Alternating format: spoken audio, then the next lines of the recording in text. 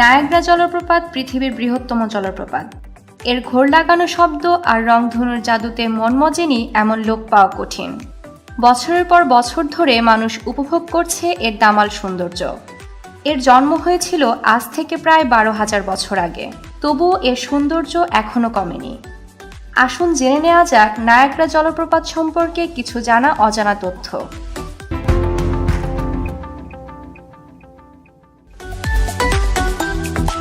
প্রথমেই শুনব নায়াগ্রা জলপ্রপাতের অবস্থান ও আয়তন নিয়ে।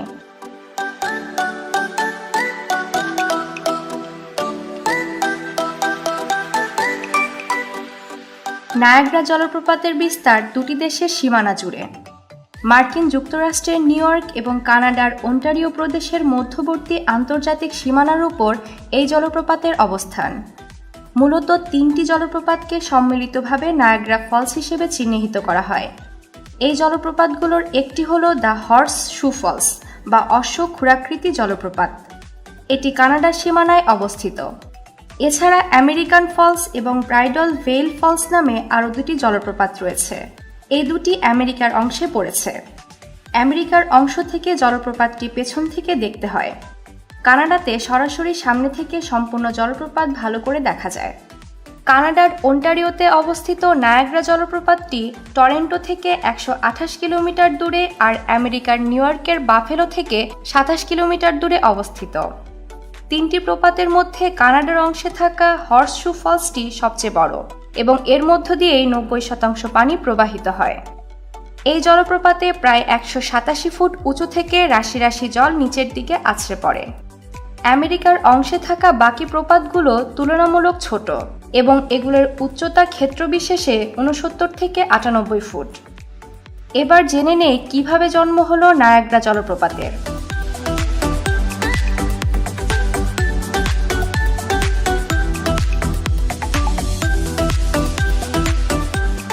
নায়াগ্রা নিজেই একটি প্রায় 12,000 বছরের পুরনো নদী। 18,000 বছর আগে ওন্টারিওর দক্ষিণ অংশে 2 থেকে 3 কিলোমিটার পুরো বরফ ছিল।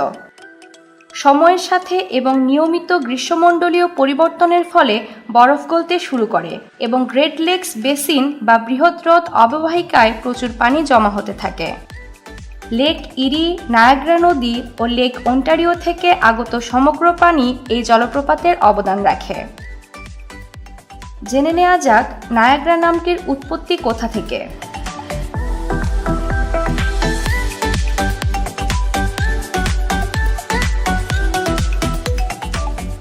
নায়াগ্রা শব্দটির উৎপত্তি ও উৎস নিয়ে মতভেদ রয়েছে। কানাডিয়ান নৃতত্ত্ববিদ ব্রুস গ্রাহাম ট্রিগারের মতে নায়াগ্রা শব্দটি এসেছে মূলত ওই এলাকায় বসবাসকারী আদিবাসীদের ব্যবহৃত ইউরোপিয়ান ভাষা থেকে। তিনি জানান 7শ শতকের ফরাসি মানচিত্রে এই অঞ্চলটির নাম নিয়াগাগারেগা নামে উল্লেখ আছে। তবে আমেরিকান ইতিহাসবিদ জন জর্জ আর স্টুয়ার্টের মতে নায়াগ্রা শব্দটির উৎপত্তি আরেকটি আদিবাসী শব্দ থেকে, যার অর্থ জলরাশির বজ্রধ্বনি। নায়াগ্রা জলপ্রপাতে স্রোতের শব্দ এতটাই তীব্র যে অন্য কোনো শব্দ স্রোতের শব্দের কারণে কানে পৌঁছায় না। পুরো এলাকাটিকে সবসময় এই শব্দ আচ্ছন্ন করে রাখে। এই কারণে জলরাশির বজ্রধ্বনি বলে ডাকত স্থানীয় আদিবাসীরা। এখন শুনব কিভাবে আবিষ্কার হলো নায়াগ্রা জলপ্রপাত।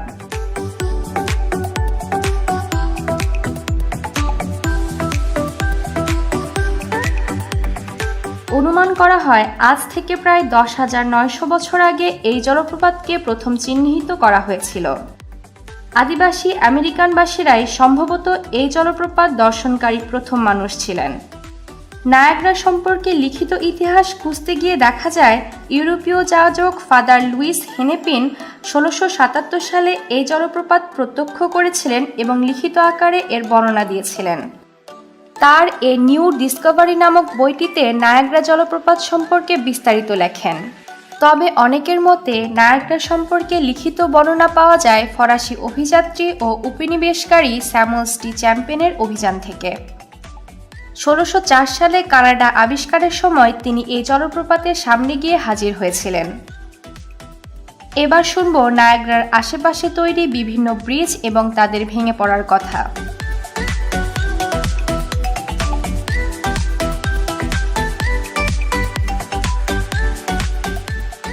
জলপ্রপাতের আশেপাশে নায়াগ্রা নদী জুড়ে বেশ কয়েকটি সেতু রয়েছে। প্রথম যে সেতু তৈরি হয় সেটি পানির থেকে বেশি দূরে ছিল না। এটি ছিল ঘাটের উপরে একটি ঝুলন্ত সেতু। সেতুটি 1848 সালের জুলাই মাসে জনসাধারণের ব্যবহারের জন্য খোলা হয়েছিল এবং 1855 সাল পর্যন্ত ব্যবহৃত হয়েছিল। জলপ্রপাতের উঁচু এলাকায় একটি দ্বিতীয় সেতু চালু করা হয়, যার ছিল দুটি স্তর বা ডেক। ব্রিজটি 1855 সালে খোলা হয়েছিল এবং 1897 সাল পর্যন্ত ব্যবহার করা হয়। অতিরিক্ত যানবাহন চলাচলের কারণে একটি নতুন সেতু নির্মাণের সিদ্ধান্ত নেওয়া হয়। 1897 সালের সেপ্টেম্বরে এটি খোলা হয়। এই নতুন সেতু প্রাথমিকভাবে নায়াগ্রার রেলওয়ে আর্ক বা লোয়ার স্টিল আর্ক ব্রিজ নামে পরিচিত হয়েছিল। এর ছিল দুটি ডেক, নিচেরটি গাড়ির জন্য এবং ওপরেরটি ট্রেনের জন্য ব্যবহৃত হতো। 1937 সালে এটির নামকরণ করা হয়েছিল হুইলপুর র্যাপিড ব্রিজ এবং আজও এই নামই ব্যবহার করা হচ্ছে। সেই সময় পর্যন্ত নির্মিত সমস্ত কাঠামো জলপ্রপাত থেকে কিছু দূরে ছিল। জলপ্রপাতের কাছাকাছি প্রথম সেতু নির্মাণ করা হয় 1869 সালে। এটা ছিল 2 স্তরের ঝুলন্ত কাঠামো। তবে সেতুটি 1889 সালের জানুয়ারিতে একটি তীব্র ঝড়ের সময় ধ্বংস হয়ে যায়। তবে তা দ্রুতই পুনর্নির্মাণ করা হয়। ভারী যানবাহন পরিচালনা করার জন্য আমেরিকান জলপ্রপাতের সামান্য কাছাকাছি একটি দ্বিতীয় সেতু চালু করা হয়। এটি একটি স্টিলের সেতু ছিল এবং 1897 সালের জুন মাসে এটা খুলে দেওয়া হয়। যদিও এর অফিসিয়াল নাম আপার স্টিল আর্ক ব্রিজ, কিন্তু দ্রুতই এটি হানিমুন ব্রিজ নামে পরিচিত হয়ে ওঠে। 1938 সালের জানুয়ারিতে বরফ জমাট বেঁধে ব্রিজের স্টিলের ফ্রেমটি ভেঙে পড়ে। পরবর্তীতে 1940 সালের ফেব্রুয়ারিতে সেখানে ইস্পাতের আরেকটি ব্রিজ নির্মাণ শুরু হয়। 1941 সালে এটি খোলা হয় এবং এখনও ব্যবহৃত হচ্ছে। এই সেতুটির নাম রাখা হয় রেইনবো ব্রিজ। সর্বশেষে জানব নায়াগ্রা জলপ্রপাতের অর্থনৈতিক গুরুত্ব।